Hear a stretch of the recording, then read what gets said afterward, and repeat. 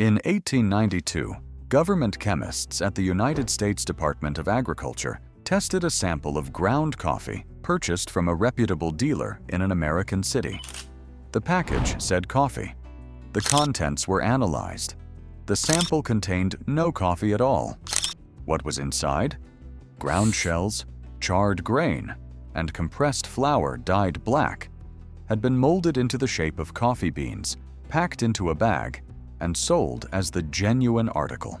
There was no law requiring the manufacturer to list what was in the package. There was no label. There was no requirement that there ever be one. This was not an isolated fraud. It was the landscape.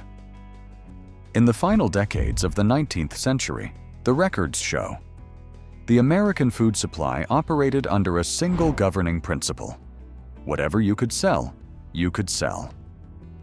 There were no federal labeling laws, no mandatory ingredient disclosures, no agency tasked with verifying that the product inside a package bore any relationship to the product described on the outside. If a manufacturer wanted to sell ground rope and dirt as black pepper, and the USDA's own analyses confirmed that many did, the manufacturer faced no legal consequence because no law existed to break. The archives of government testing from this era read less like regulatory reports and more like inventories of deception. And the deception was everywhere.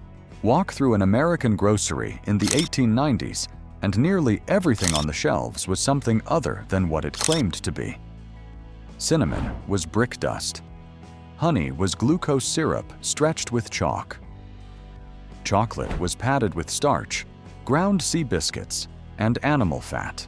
The white bread that families depended on had been bleached with alum, a compound that made cheap flour look expensive but inhibited digestion and leached nutrients from everything else the consumer ate that day.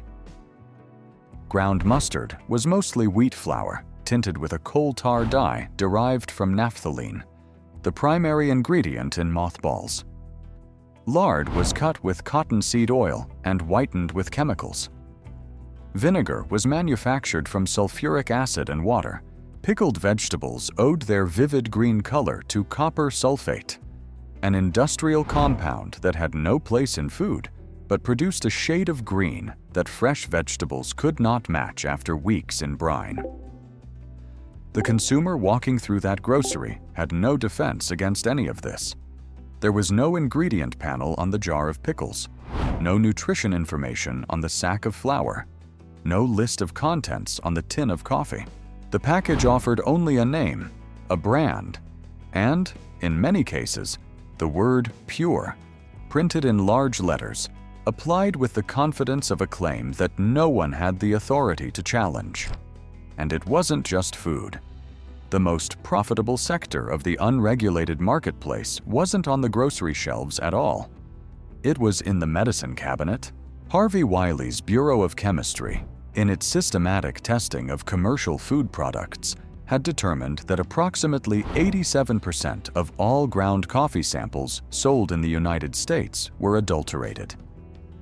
Some contained chicory root, a relatively harmless substitution that had been practiced openly in parts of Europe. Others contained sawdust, ground acorns, charred beets, roasted wheat, or compressed dirt. The most industrious fraudsters had developed techniques for molding mixtures of flour and molasses into individual pellets, shaped and colored to resemble whole coffee beans. A consumer who bought whole beans, believing them to be safer than ground coffee, could still be drinking a beverage that contained not a single fragment of actual coffee. None of this appeared on any label, because no label was required to exist. If you've been watching this channel, you know that this is the part of the story where the system starts to crack. Someone always sees through it. If this is your first time here, subscribe, because every episode on this channel follows the same path. From hidden fraud to documented truth to the law that finally closed the gap. And here's a question for the comments. What's the last food product you bought where you actually read every ingredient on the label? The food fraud was staggering, but it was the patent medicine industry, the vast, unregulated market for bottled cures, that would ultimately provide the most damning evidence of what happened when no label was required to tell the truth. In the early 1900s, Americans spent an estimated $75 million a year on patent medicines, an enormous sum for the era. The products promised to cure everything from consumption to cancer, from headaches to heart failure. They were sold in drugstores, by mail order, and from the backs of traveling wagons. They were advertised in nearly every newspaper in the country, and the advertising revenue they generated made newspapers reluctant to investigate them. No federal law required the manufacturers to list what was in the bottles. No law required them to prove that their products worked. No law prohibited them from claiming on the label that a bottle of flavored alcohol was a cure for tuberculosis. What the bottles actually contained, when anyone bothered to test them, was consistent and alarming. Many of the most popular medicines were primarily alcohol, some containing higher concentrations than whiskey. Soothing syrups marketed to calm restless infants contained opium and morphine. Catarrh powders, sold as remedies for sinus inflammation, contained cocaine, and physicians of the era documented cases of addiction traced directly to their use. Headache powders contained acetanilide, a compound that could damage the heart and the blood. Consumption cures, the cruelest category of all, promised relief to people dying of tuberculosis, offering nothing but alcohol and false hope at a price the desperate could barely afford. The industry operated in the open. The fraud was not hidden. It was simply permitted by a legal framework that had not been built to regulate what went into a bottle, and a newspaper industry that depended on patent medicine advertising for a significant share of its revenue. Editors who might have investigated the medicines risked losing advertisers who collectively spent millions of dollars a year in their pages. Many newspaper contracts with patent medicine companies included what was known as the Red Clause, a provision, printed in red ink, that automatically voided the advertising contract. If the state in which the newspaper operated passed any law restricting the sale of proprietary medicines, the clause turned every newspaper into a silent lobbyist for the industry that paid its bills. The system was, in its way, airtight.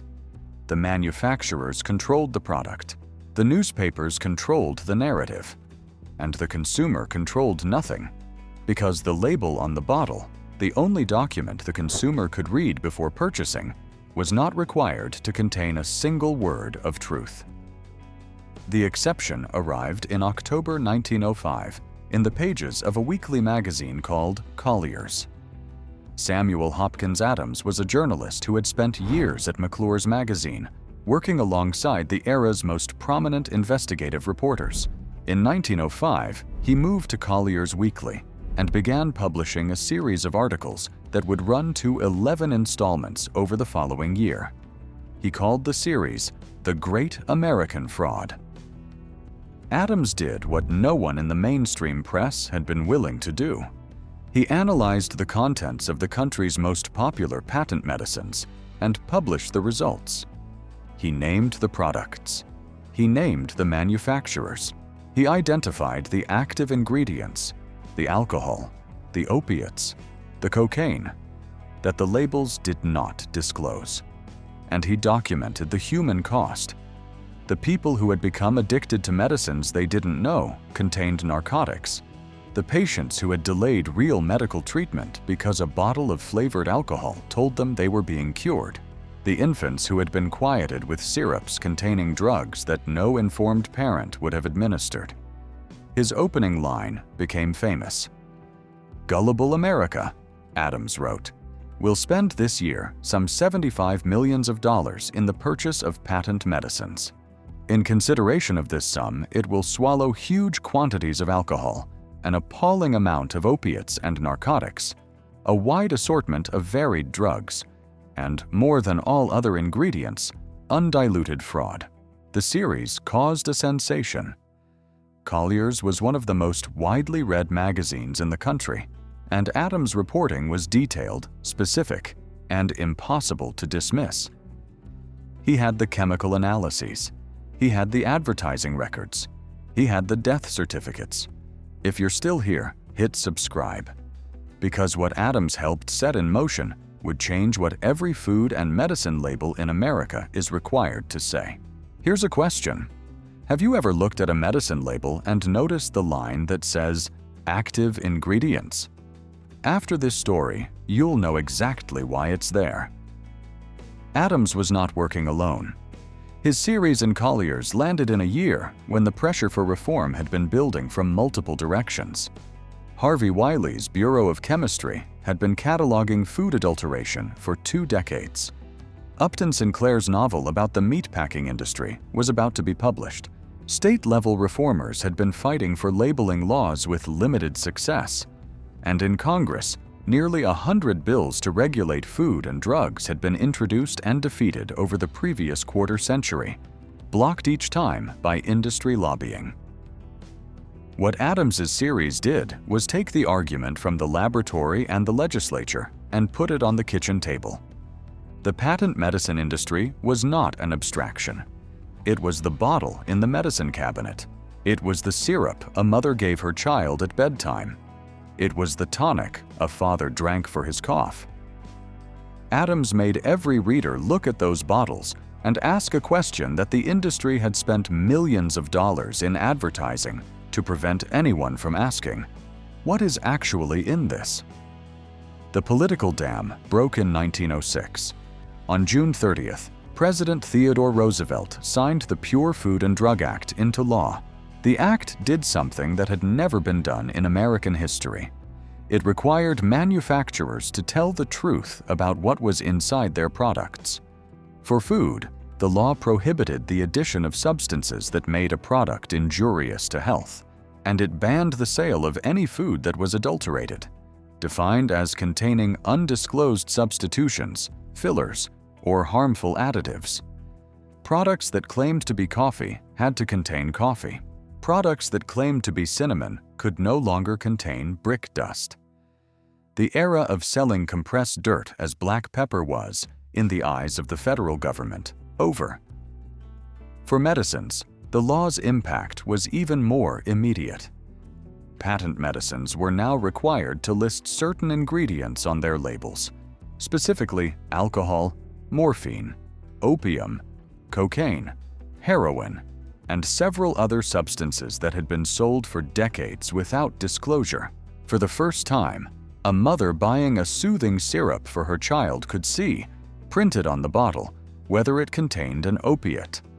For the first time, a patient buying a cough remedy could know whether he was purchasing medicine or whiskey. The law was not perfect. It did not ban dangerous products outright. It required disclosure, which was a different and, in some ways, more powerful tool.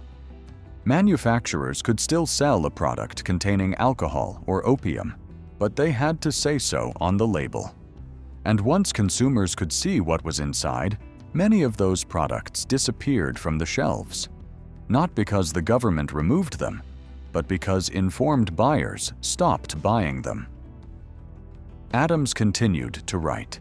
When, in 1911, the Supreme Court ruled that the Act's prohibition on false claims applied only to ingredients, not to claims of effectiveness, Adams returned to Collier's with a new series exposing the false promises that manufacturers were still printing on their bottles. The pressure continued.